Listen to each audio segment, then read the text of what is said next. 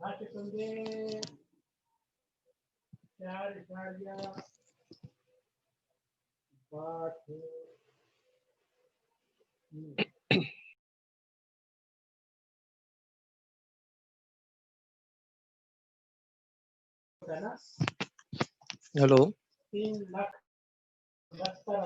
Sir, आगे जी आगे कब से आए हैं सर?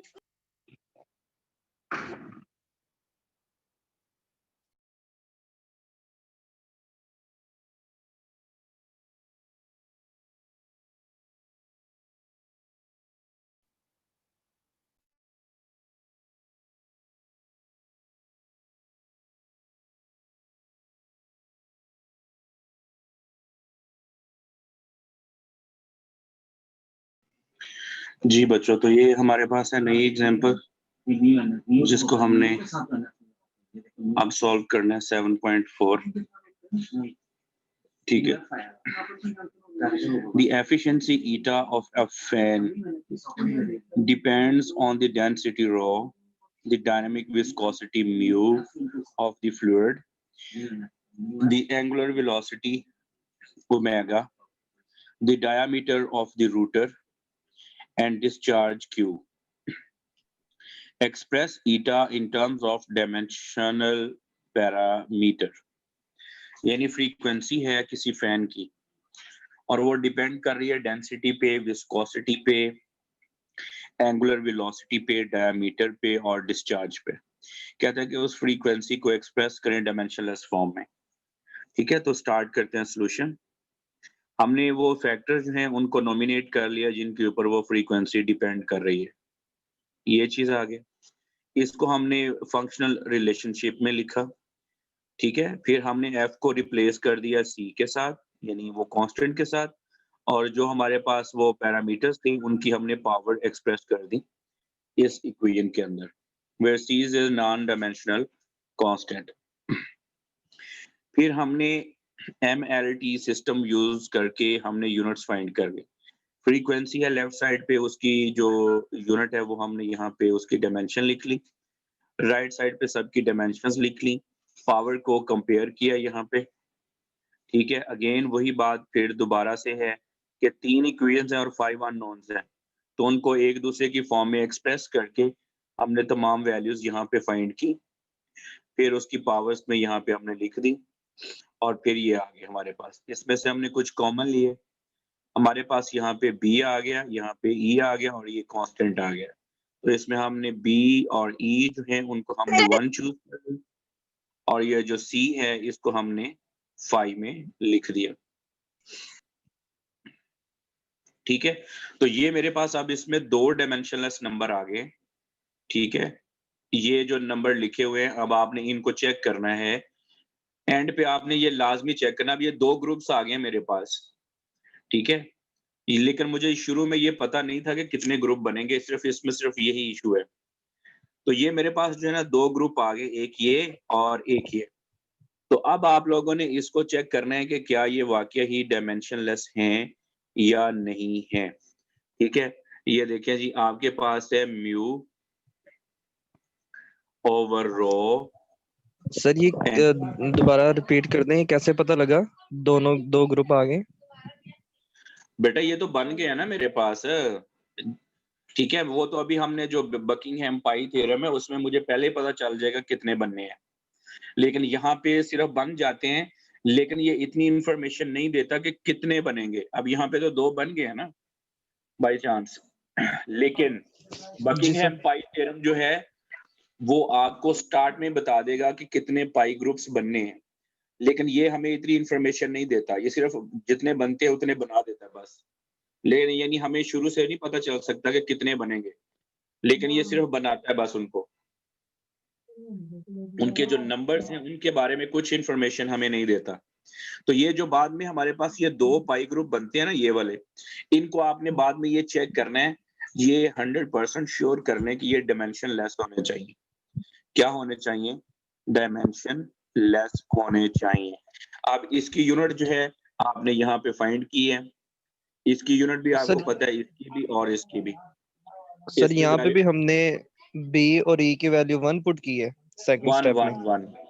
हाँ जी बेटा, ठीक इसमें है। भी बी और ई जो है वो हमने 1 किया है, सी को हमने रिप्लेस कर दिया 5 के साथ, यानी कोई भी फंक्शनल रिलेशन।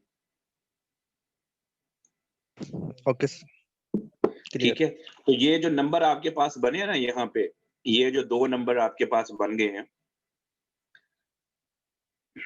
ये वाले,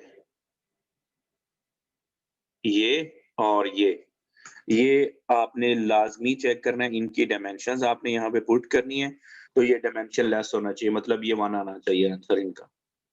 ठीक है, यहाँ पे इसकी डायमेंशन और ये डायमेंशन दोनों आपस में कैंसिल होंगी, तो आंसर आपके पास 1 आ जाएगा। तो ये बिल्कुल एज इट इज है जैसे हमने एग्जांपल नंबर 7.3 की थी। ठीक है, सेम टू सेम वैसा ही ये एग्जांपल है।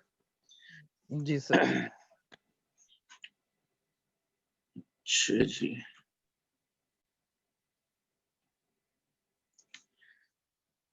जी ये एक एग्जांपल है। ठीक है, ये भी आप लोगों ने वैसे ही करनी है। ठीक है, इसमें रेजिस्टेंस है, इसकी स्टेटमेंट तो पीछे है। ये एल पे डिपेंड करती है रेजिस्टेंस, विस्कोसिटी पे, ठीक है, डायनामिक विस्कोसिटी पे, वेलोसिटी पे, डेंसिटी पे और बुलक मॉडुलस जो है के उस पे।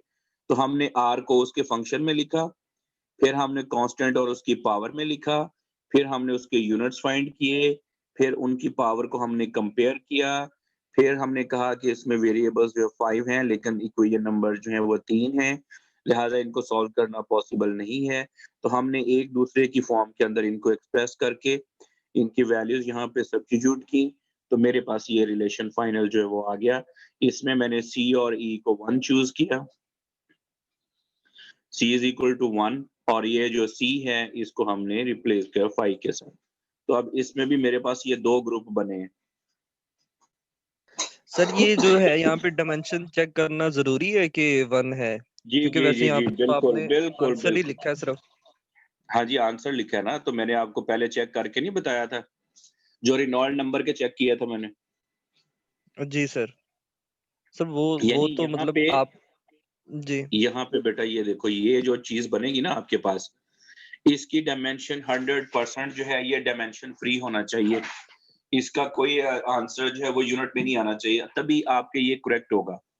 अगर यानी आप लिखते हैं म्यू ओवर एल वी और रो, ठीक है, अगर इसकी कोई यूनिट आ जाती है, यानी इसको आप सिंपलीफाई करते हैं, तो वो इस तरह से कोई यूनिट आ जाती है, तो इसका मतलब ये होगा कि ये करेक्ट नहीं है। ये जो आफ्टर सारी सिंपलीफिकेशन ये जो नंबर आता है, इसको कहते हैं पाई ग्रुप, और ये पाई ग्रुप जो ये 100% डायमेंशन लेस होना चाहिए। ये नोट करें इसको, इन दोनों को आपने लाजमी एंड पे चेक करना है कि ये डायमेंशन लेस है, अदरवाइज आपका ये सारा प्रोसेस जो है वो गलत होगा। इसको आपने लाजमी वेरीफाई करना है कि ये डायमेंशन लेस हो। ये जो पाई ग्रुप्स सर आते हैं ना इसी तरह जितने ही, भी, एक्सक्यूज जी मी जी, सर, इसी तरह ही सारी के बाय एग्जांपल वी उसी तरह, स्क्वायर रो को करना है। बिल्कुल बिल्कुल सिमिलरली आपने इसको भी करना है, K over V square into rho, इसको भी आपने चेक करना है, इनकी डायमेंशंस आपको आने चाहिए। ठीक है, और वो ऊपर लिखी हुई है आप लोगों ने, यहाँ पे देखें, यहाँ पे इन सब की डायमेंशंस आपने लिखी हुई हैं, सिर्फ आपने इसमें पुट करने के बाद उसको वेरीफाई करना है कि आंसर 1 आता है कि नहीं आता। अगर 1 आ गया तो ये आपका जो है वो करेक्ट पाई ग्रुप होगा।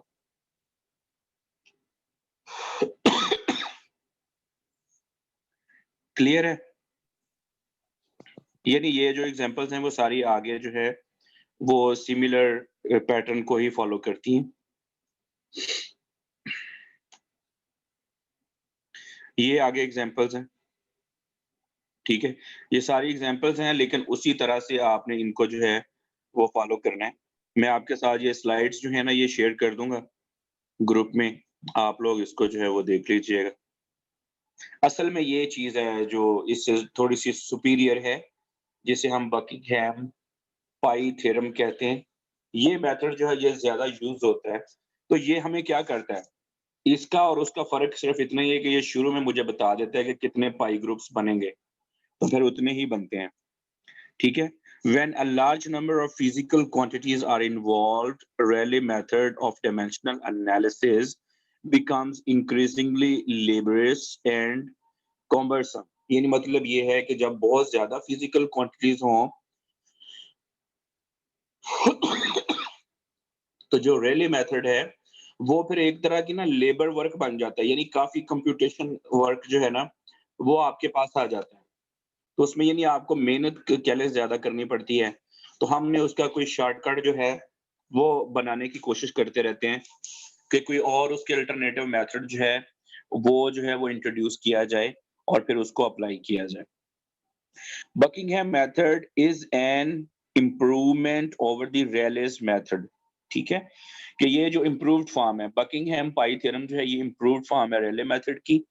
Buckingham designated the dimensional group by the Greek capital letter pi. ठीक है, it is therefore often called Buckingham pi method या pi theorem भी इसको कहते हैं।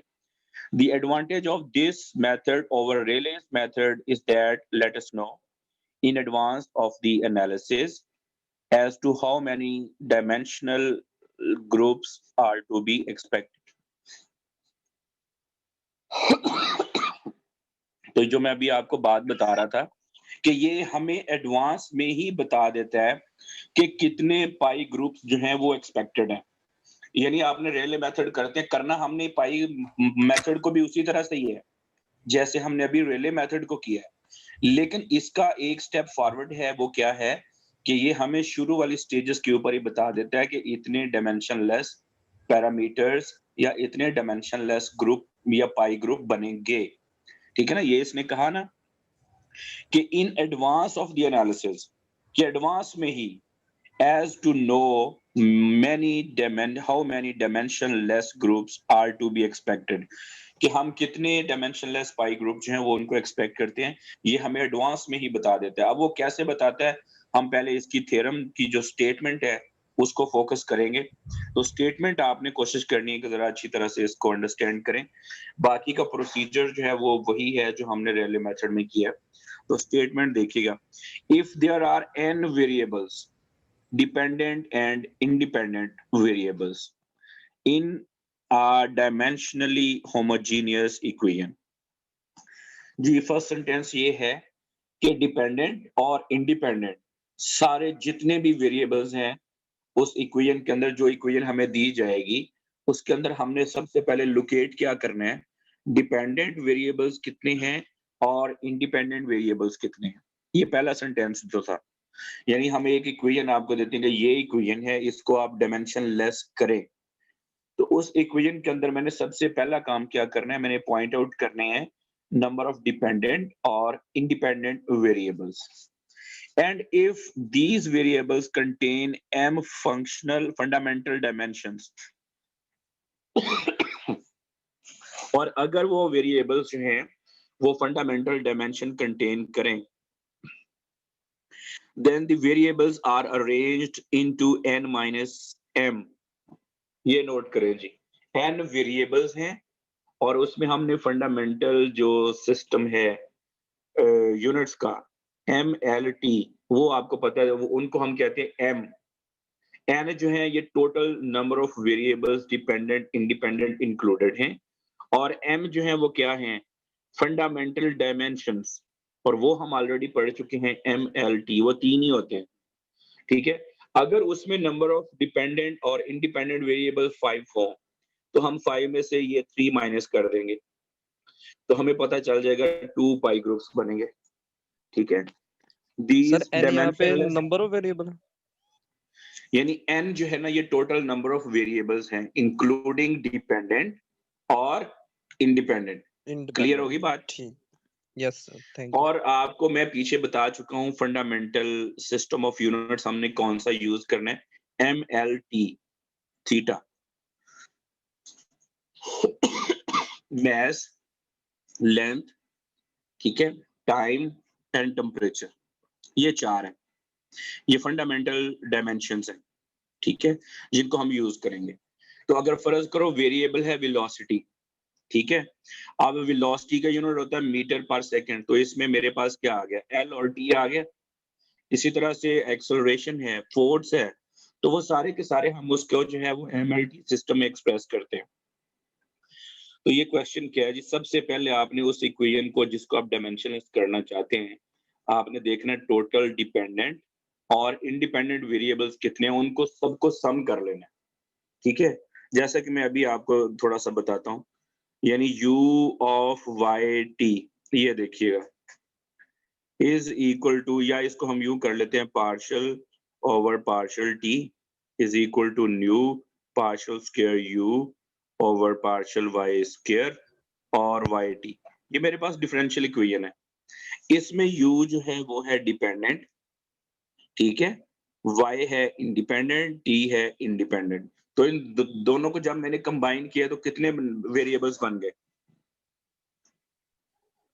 तीन बन गए सर। 3 वेरिएबल्स बन गए, ठीक है। अब मैंने देखने कि ये जो y है ये होता है लेंथ, ये जो टाइम है ये होता है t, और जो वेलोसिटी है वो मेरे पास होता है मीटर वो पर ड्राइवर सेकंड, यानी ये वो आ जाएगा l और t-1। देखिएगा जरा, अब इन तीनों के जो मैंने यूनिट्स निकाले हैं, इसमें फंडामेंटल यूनिट्स सर कितने यूज हो मार्कर गए? चेंज सर, वो रेड से लिख लें, ये ब्लू जो है ना, अच्छा येलो से सही नजर नहीं आ रहा। अच्छा, चले मैं ये दोबारा लिखता हूँ। Thank you sir. ये सिर्फ स्टेटमेंट पे फोकस करना है, बाकी चीजें आपको क्लियर हो जाएंगी। ये देखिए, इसमें जब मैंने u को लिखा ना, तो u का आपको डायमेंशन जो है वो पता है, lt-1। जब मैंने y लिखा तो y होती है लेंथ या डिस्टेंस, उसको मैं l से रिप्रेजेंट करूंगा। t टाइम है तो इसको t से रिप्रेजेंट करूंगा। आप मुझे कोई बताए कि ये जो मेरे पास थी डिपेंडेंट वेरिएबल और ये दोनों इंडिपेंडेंट वेरिएबल, इनको कितने फंडामेंटल यूनिट में एक्सप्रेस किया गया? 2 में सर। शाबाश, यानी L और T। तो मेरे पास टोटल वेरिएबल्स कितने थे? 3 सर। 3। तो मैं क्या करूंगा, 3 माइनस 2 इज इक्वल टू 1। अब मेरे पास 1 पाई ग्रुप आएगा। क्लियर होगी जी बात? सर। ये स्टेटमेंट अभी हम डिस्कस कर रहे हैं कि जिस भी यस सर। इक्वेशन को आपने डायमेंशन लेस करना हो, सबसे पहले उसमें डिपेंडेंट और इंडिपेंडेंट वेरिएबल्स जो हैं उनको आप इकट्ठा कर लें, यानी सम कर लें। इसमें देखें u जो है ये डिपेंडेंट था, y और t इंडिपेंडेंट थे। मैंने इन दोनों को सम कर लिया, 1 और 2 3। तो मुझे पता चल गया जो n है वो मेरे पास नंबर ऑफ वेरिएबल्स जो हैं इंक्लूडिंग डिपेंडेंट और इंडिपेंडेंट 3 है। ठीक हो गया?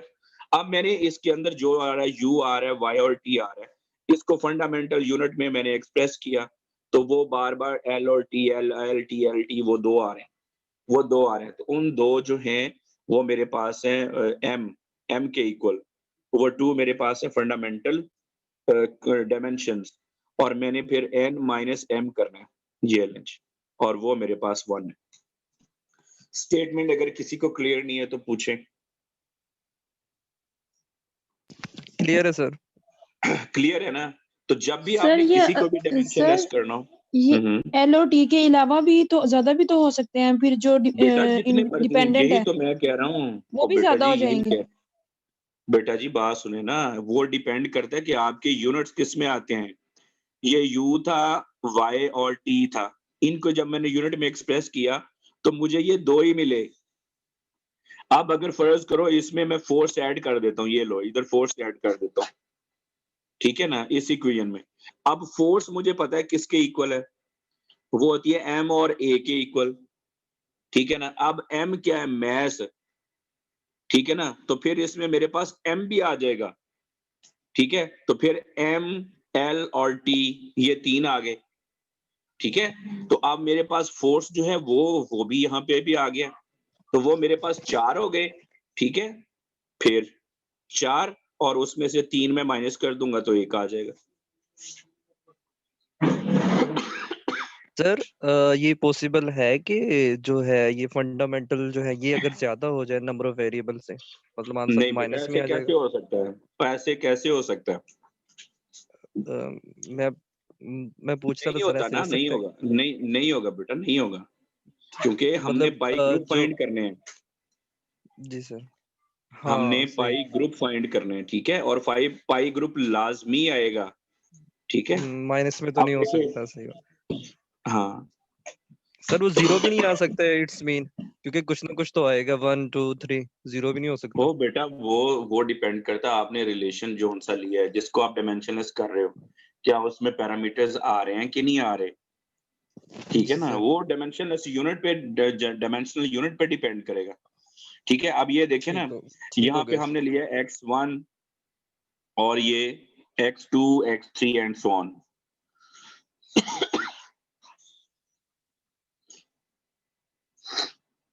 ठीक है, ये मैंने फंक्शनल रिलेशन लिखा है, और फिर मैंने इसको क्या किया है, इसको मैंने इस फॉर्म में लिख लिया। वो जो x1 पहले डिपेंड कर रहा था उसको भी मैंने डिपेंडेंट बना के टोटल फंक्शन यहाँ पे लिख लिए, और इसको मैंने इसको पाई पाई से जो है वो चेंज कर दिया, ठीक है। और ये मेरे पास ये जो ऊपर वाला रिलेशन है 7.4, अब ये 7.5 के इक्वल आ गया। यानी मुझे इतने पाई, ये इन जनरल लिखा हुआ है हमने, पाई डायमेंशन ग्रुप जो है वो मिल सकते हैं।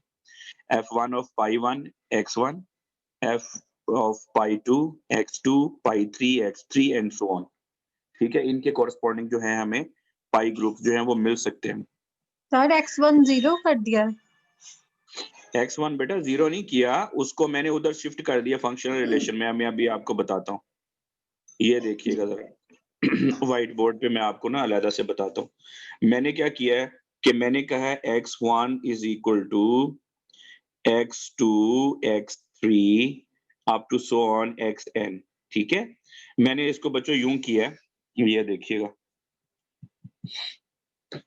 f of वहाँ x2 x3 up to xn minus sorry x1 is equal to 0। अब ये जो सारा है ना, इसको मैंने यूं एक्सप्रेस कर दिया, x1 x2 x3 up to so on xn is equal to 0, और इसको मैंने f1 कह दिया। ये देखो ये भी फंक्शन है ना, ठीक है, और ये मेरे पास है x माइनस 1, तो इस सारे को भी मैं इस तरह से फंक्शन फॉर्म में लिख सकता हूँ, और उस इसको f को मैंने f1 से रिप्लेस कर दिया।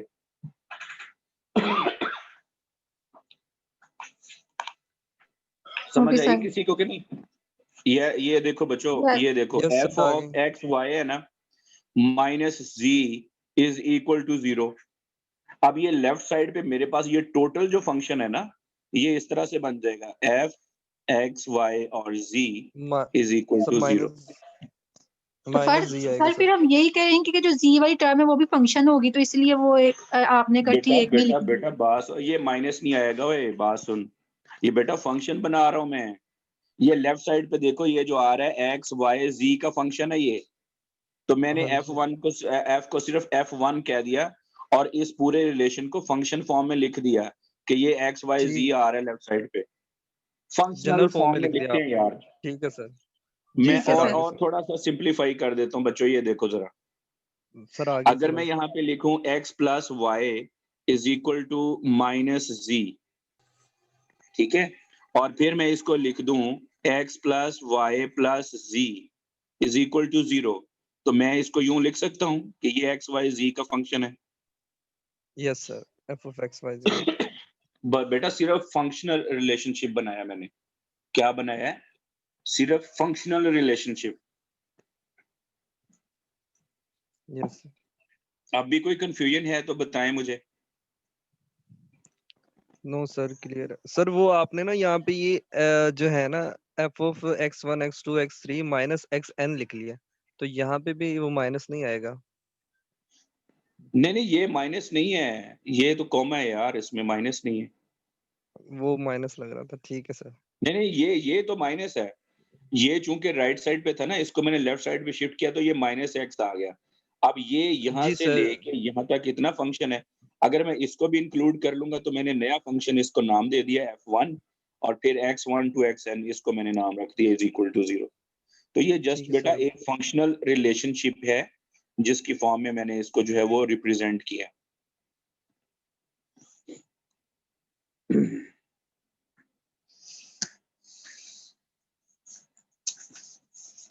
जी, तो ये कुछ इसकी जो है वो डिटेल्स हैं। अब हम एग्जांपल करेंगे इसकी मदद से।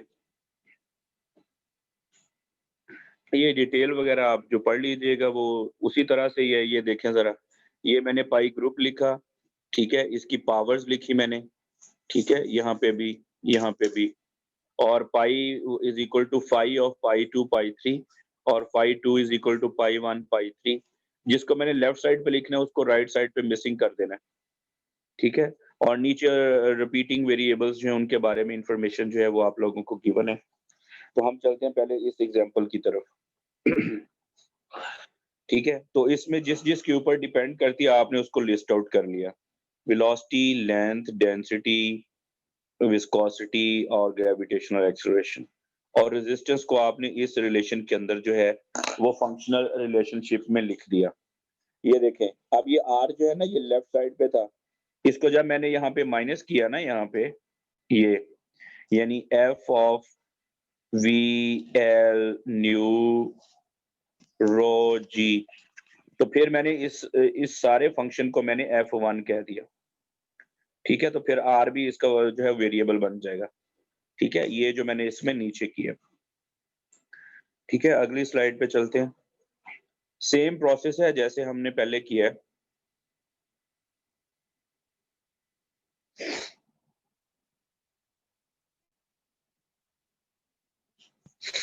जी, ये भी सर वैसे ही करेंगे, मतलब इनके डिमेंशन बना एग्जैक्टली के और पावर्स को कंपेयर करेंगे। एग्जैक्टली वो मैं आपको बताता हूँ ना, एग्जैक्टली सेम प्रोसेस है, लेकिन एक एडिशनल काम ये है कि एडवांस में हमें पता चल जाएगा कि कितने डायमेंशनलेस वेरिएबल बनेंगे। ये देखें, जी जिन वेरिएबल पे वो डिपेंड करते थे उसके मैंने यूनिट्स निकाल लिए। यूनिट्स के अंदर मैंने देखा कि एम आ रहा है, एल आ रहा है, टी आ रहा है, तो 3 आ गए डायमेंशनलेस। टोटल वेरिएबल्स कितने थे पिछली स्लाइड पे अगर आप देखें तो 6। तो यहाँ पे देखें 6। मैंने 6 में से 3 माइनस कर दिए, तो इसका मतलब ये है कि मेरे पास 3 पाई ग्रुप्स बनेंगे और उसको मैंने इस तरह से रिप्रेजेंट कर दिया, F of 1 pi 2 pi 3 is equal to 0। तो सेम मैंने पाई ग्रुप को जो है उसकी पावर्स में लिखा, ठीक है, एज इट इज। फिर उन पावर्स को जो है वो लेफ्ट और राइट साइड पे कंप्यूट किया, ये सारा प्रोसेस, ठीक है। और मेरे पास जो है ये चीज बन गई, ये देखें, ये चीज सर मेरे ये पास जो पावर है में वो आ गई। आर यू जी क्यों लिखा है? आर यू जी ये पावर पाई में, 1 में। हाँ नहीं नहीं, ये पाई 1 है ना सर, ये इक्वल्स टू आपने एंड में आर लिखा है इसके, और नीचे फिर यू और ये जी इंटू आर हाँ म्यू। Into U into. जी सर वो सॉरी म्यू। ये देखो बेटा, ये देखो यहाँ पे देखो step number 3, each pi term is equal to m plus 1 variable, ठीक है। अब सर टोटल नंबर कहाँ ऑफ पे लिखे? m जो है वो कितने थे, 3। और 3 पाई थे। ग्रुप क्या कहता है कि पाई ग्रुप को हम ऐसे लिख सकते हैं, वेरिएबल्स प्लस 1, यानी एडिशनल एक वेरिएबल इसमें होगा। तो ये तो 3 होंगे ना, फिर प्लस उसमें मेरे जी पास सर। आर आ जाएगा, फिर म्यू आ जाएगा, फिर जी आ जाएगा, ठीक है, पाई ग्रुप में। यानी ये जो फंडामेंटल डायमेंशन है ना 3 है, उसको वो m कहता है। लेकिन पाई ग्रुप को लिखने का तरीका क्या है वो उसने यहाँ पे बताया कि पाई ग्रुप क्या कहता है कि जब आप वो पाई ग्रुप लिखेंगे तो m number of dimensional variable plus 1, यानी एडिशनल वेरिएबल, एक एडिशनल वेरिएबल आएगा और वो मेरे पास है और, ठीक है। फिर जब पाई 2 लिखूंगा तो उसमें म्यू आएगा, फिर जब पाई 3 लिखूंगा तो उसमें जी आएगा। तो ये मेरे पास एडिशनल पाई ग्रुप फाइंड करने का जो है सर वो मेथड है। इनको लिखने का जो सीक्वेंस है वो क्या डिपेंडेंट इंडिपेंडेंट की वजह से है कि हमने जो आर म्यू जी किए बाद में ऐड? आर म्यू जी, ये तो बेटा फंडामेंटल डायमेंशंस है ना, ये तो उसके ऊपर डिपेंड कर रहे हैं ना, फैक्टर्स के ऊपर डिपेंड कर रहे हैं। हाँ, ये डिपेंडेंट और इंडिपेंडेंट की वजह से आ रहे हैं। जी सर यही कह रही हूँ कि वो हाँ, शुरू वाले इंडिपेंडेंट है और ये डिपेंडेंट है।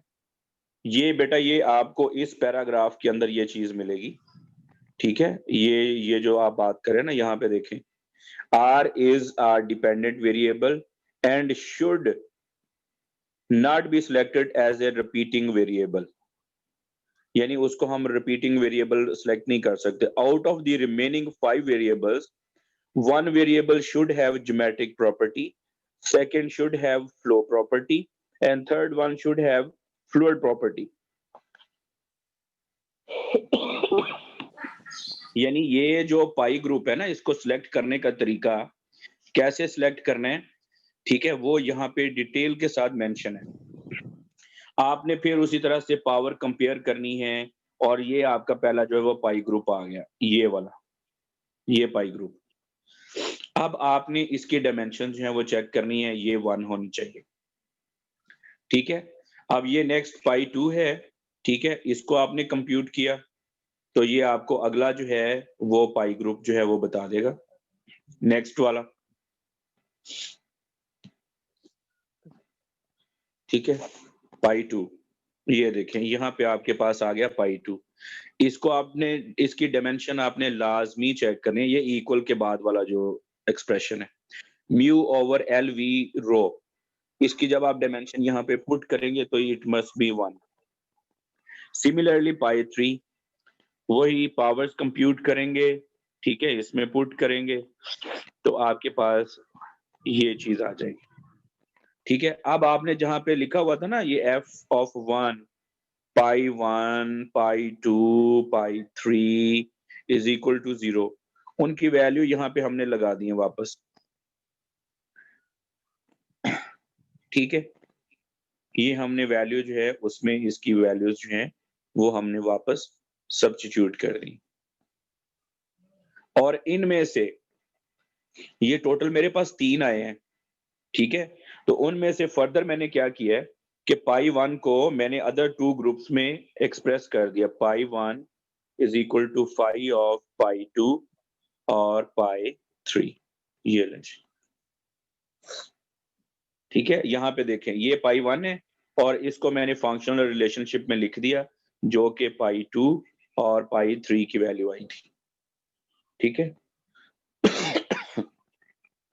और ये फर्दर मैंने यहाँ पे जो है the above step have been made on the postulate that reciprocal of pi term and its square roots non-dimensional, ठीक है। तो ये फर्दर जो है हमने इसकी वैल्यू जो है वो यहाँ पे लिख दी, r की वैल्यू हमने फाइंड कर ली, यहाँ से जो r था ना उसकी वैल्यू फाइंड कर लियो, ये टर्म इधर आके जो है मल्टीप्लाई हो गई यहाँ पे, तो ये मेरे पास जो फाइनल रेजिस्टेंस जो है वो आ गया। तो अब वो कह रहा है कि इसमें ये वाला जो है, ये पहला ये रिनॉल्ड नंबर है और दूसरा जो है ये फ्रॉड नंबर है, ठीक है ना, फ्रॉड्स नंबर, ये दोनों जो है ये डायमेंशनलेस नंबर होते हैं, इनको बाद में आपने इसकी यूनिट्स लगा के इसको चेक भी करना है, ठीक है। तो ये सर स्लाइड ये में हमें आप कैसे लोगों के पता साथ, लगा ये रेनॉल्ड्स क्या है और ये फ्रॉड्स है? ये बेटा आपको आप याद रखने हैं ना, जो बनेंगे ये ना वो पाई ग्रुप, हाँ, वो कोई ना कोई जी डायमेंशन लेस कांस्टेंट होंगे, और ये दोनों जो है एक ग्रेशॉफ नंबर है, एक मैस ग्रेशॉफ नंबर है, एक प्रांडल नंबर है, ये सारे डायमेंशनलेस नंबर हैं। तो वो जो 35 पेजेस के मैंने शुरू में आपको नोट्स दिए थे ना, ठीक है ना, जी उनके सर। अंदर ये सारे मेंशन हैं, इनकी फिजिक्स भी मेंशन है और इनकी वैल्यूज भी मेंशन हैं। तो इन डायमेंशनलेस नंबर का बहुत ज्यादा रोल है ठीक फ्लूइड मैकेनिक्स के अंदर। तो ये जब हम किसी भी फ्लूइड मॉडल को डायमेंशनलेस करते हैं तो ये जो डायमेंशनलेस कांस्टेंट है ये अपीयर होते हैं, उसमें Prandtl, Grashof number, mass Grashof number, porous parameter, ठीक है, रिनॉल्ड्स नंबर, फ्रॉड्स नंबर, ये सारे पैरामीटर्स जो हैं ये डायमेंशनलेस कांस्टेंट की फॉर्म में अपीयर होते हैं after dimensional analysis. Yes sir. Sir ठीक है जी। सर ये जो है ना अभी भी उसमें वो कंफ्यूजिंग हो रही है मुझे, वो जो आर म्यू और जी मतलब कैसे आया वहां पे, वो एक दफा प्लीज रिपीट कर दें। चले मैं रिपीट करता हूँ बेटा। मैंने काइंडली आपको सर। ये बताया था कि वो इस स्लाइड में जो टेक्स्ट है ना यहाँ पे इसके अंदर बात की हुई इसके बारे में देखना जरा।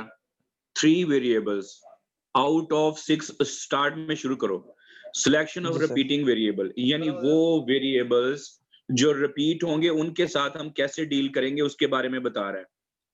Out of 6 variables R, V, L, mu, rho, G, 3 variables as m are to be selected as repeating variables. यानी इन 6 में से 3 हमने जी हमेशा select करने हैं as a repeating variables. R is a dependent variable and should not be selected as repeating variable. समझ आ गई बात? जी अब जो सर हमने 3 select करने हैं ना वो ये होंगे MLT, लेकिन कहते हैं R जो है ना ये मेरे पास डिपेंडेंट वेरिएबल है, इसको मैं रिपीटिंग वेरिएबल सेलेक्ट नहीं कर सकता, इसलिए इसको यहाँ पे साथ आना पड़ेगा, म्यू को भी यहाँ आना पड़ेगा और जी को भी यहाँ आना पड़ेगा। ठीक है, ये सीन है। सर मतलब यहाँ पे ये जो 3 है ये रिपीटिंग नहीं है, नॉन रिपीटिंग है, तो इसलिए हाँ, हमने ये इनको नॉन इसके साथ रिपीटिंग है लिखा है डिपेंडेंट होने की वजह से, डिपेंडेंट होने की डिपेंडेंट होने वजह की से। वजह से। हाँ, यस सर। जी सर, आगे समझ। थैंक यू और अब आप देखो ये लिखा हुआ है एल जी वी और रो, इसके बारे में भी उसने बताया।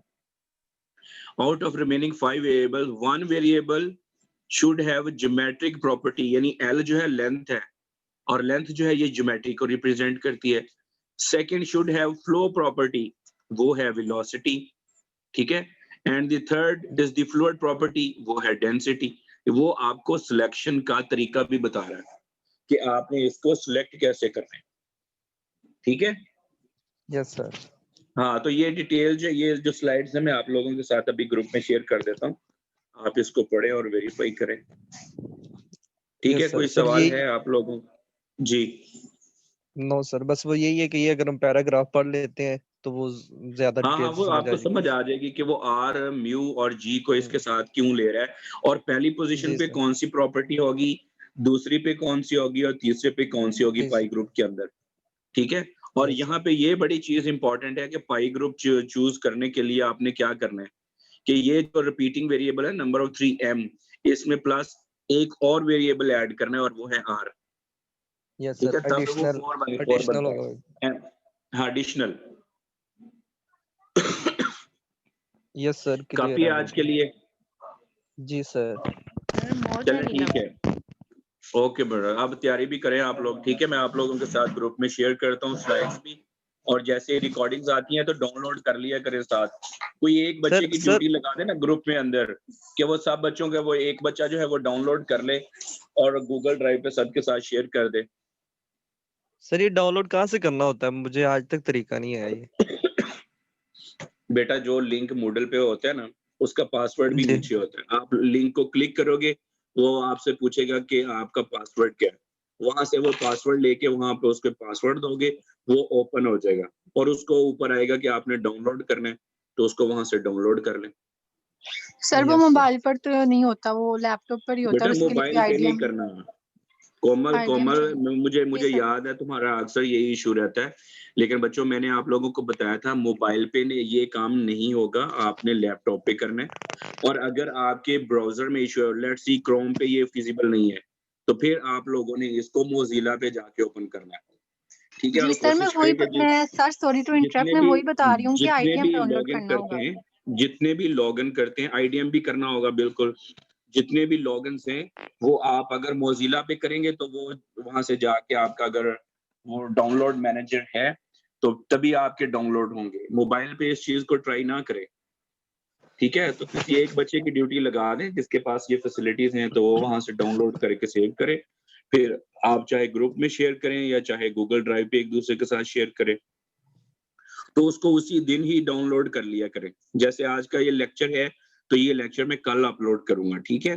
दोनों जो राउंड है, ये दोनों राउंड की जो रिकॉर्डिंग्स हैं कल एडिट करने के बाद मैं दोनों आपके साथ कल शेयर करूंगा, और कल ही आपने यानी 9-10 बजे तक मैं ये अपलोड कर दूंगा, उसके बाद आप फौरन आप इसको डाउनलोड कर लें। और ये जो स्लाइड्स हैं ये आप एलएमएस पे लोगों के अपलोड साथ में, करेंगे सर आप? हाँ जी बेटा उधर ही करूंगा, और ये स्लाइड्स मैं अभी आपके साथ शेयर कर देता हूँ ग्रुप के अंदर, ठीक है। Okay sir. Okay ji sir, sir. Thank you. Sir हाँ okay attendance sir, okay thank बच्चों, और सबकी सर होगी है, अटेंडेंस भाग जो सारे, सर और सिलेबस सबकी वाली अटेंडेंस लिस्ट भी होगी। आपने शेयर करनी है प्लीज। क्या हुआ है? कर दीजिएगा सर वो सिलेबस सर वाली जिन लिस्ट जो आपने कहा था टॉपिक्स हमें में शेयर थोड़ा सा करनी है। प्रॉब्लम है सर वो डिस्कस करने हैं कब कब तक? हाँ बच्चों मेरी बात सुनो, पहले तो आप शेयर कर लो किस किस का इशू है ताकि सारे बच्चे फिर उसी मीटिंग में आ सर जाए। पहले आप लिस्ट शेयर करेंगे ना सिलेबस की फिर। जी सर। सर वो तो लिस्ट जरा कंप्रेस नहीं, करना है आपने। टॉपिक जो है एक्चुअली सर मॉडलिंग वाले में ऑलमोस्ट हम लोग तो जो ग्रुप मेंबर्स हैं सबको इशू है सर, हमें उसमें तो थोड़ा सा आपकी हेल्प का है कि जरूरत है सर। ये जो Fourier ट्रांसफॉर्मेशन 2 वीक्स पहले का था ना, वो किया भी है लेकिन उसमें थोड़ी सी अंडरस्टैंडिंग वैसे नहीं हो पा रही। Laplace inverse. एग्जैक्टली। अच्छा वो ठीक है, कैप्यूटो फिर फेब्रिजियो ऐसा करते जी हैं, सर मेरी प्लीज। बात सुनो। जी बच्चों सर। बात मसला आ सुनो। रहा है। अच्छा ठीक है, जिस का मसला है ना, मैं इसी वीक में काउंसलिंग आवर जो है वो अरेंज करता हूँ, आप लोगों को ग्रुप में शेयर करूंगा, आप सब लोग ज्वाइन कर लीजिएगा, फिर हम डिस्कशन करेंगे, ठीक है जी ना? सर सर पहले ठीक है। टाइमिंग बता हाँ। दीजिएगा। Okay sir. और यस जिस सर। जिस यस सर। बच्चे का, मेरी बात सुनो, जिस बच्चे का गप्पे मारने को दिल करे वो भी आ जाए, ठीक है ना? मैं रेडी हूँ। बच्चा तुम भी आ नहीं जाना। नहीं सर, अरे ठीक है सर सर, हमें फिर जरूर टेंशन आएंगे। टेंशन इतनी अब बड़ी तो हुई है सर सर, टेंशन गप्पे से क्यों मारना है? सर बस नहीं, आप टॉपिक्स हो लोगों को जाए। गप्पे मारने का बड़ा शौक है ना सर, ये नहीं हो रहा, उसको कैसे करे, वो कैसे, ठीक है ना? सही इस है, हवाले हमारे से दुख कह रहा हूँ। हैं नो सर करके जिनका देखा है तो पता चला है ना कि नहीं हो रहा, मतलब काम किया है उन सारी चीजों को एक दफा किया है हाँ, अच्छी लेकिन बात है। जब आप करेंगे नहीं तो आपको पता नहीं चलेगा, अगर आप करेंगे तो फिर आपको पता चलेगा कि हमें तो यहाँ पे भी इश्यू है, यहाँ पे भी इश्यू है। तो वो सारे इश्यू जो है जी ना, फिर सर। उसमें हम डिस्कस कर लेंगे इसी वीक के दौरान, जी ठीक है? Thank you. ओके थैंक बच्चों, यू अल्लाह सर। हाफिज। हाँ जी।